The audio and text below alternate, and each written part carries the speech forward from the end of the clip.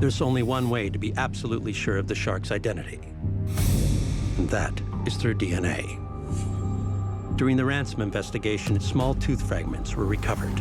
Unfortunately, these shards contain no tooth pulp, just enamel, and there's never been a way to get DNA from tooth enamel alone. But that could soon change.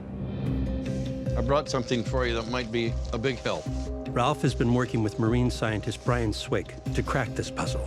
And after 2 years of hard work, they could be closing in on a breakthrough, thanks to a device called a freezer mill. Do you think you have a chance of getting DNA using this? Operating at liquid nitrogen temperatures of -300 degrees, the mill grinds genetic materials down to an incredibly fine grain, making the DNA more accessible, at least in theory. With this equipment and the research that I've been reading about, I think it might be possible, but I'm just not 100% sure. It would be great if we could learn more about the shark that attacked Lucas Ransom.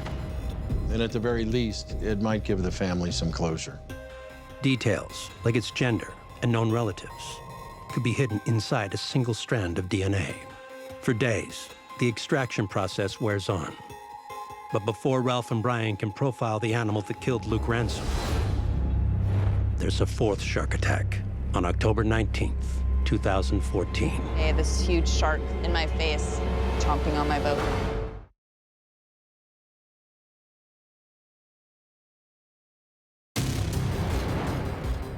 Every 2 years like clockwork, since 2008, the giant shark has terrorized Surf Beach.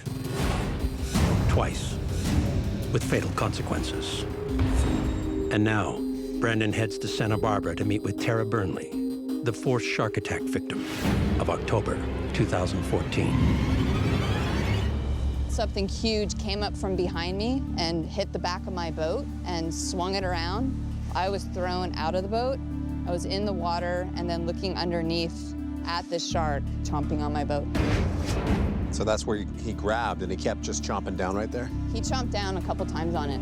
When you were eye to eye with this shark, how big was the eye? I was about like that big.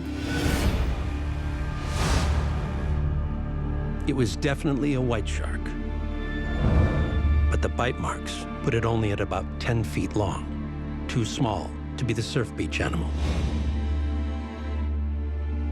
After this attack, the waters around Surf Beach go silent, but they still may have the evidence they need to prove the theory that a single shark is responsible.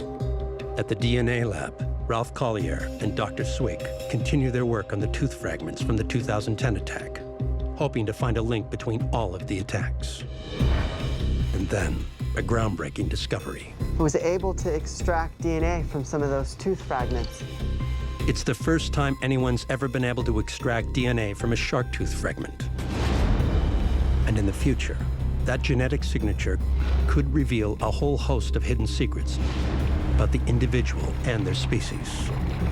But for now, like a fingerprint, it's only useful if Brandon and Ralph can find a shark to compare it to.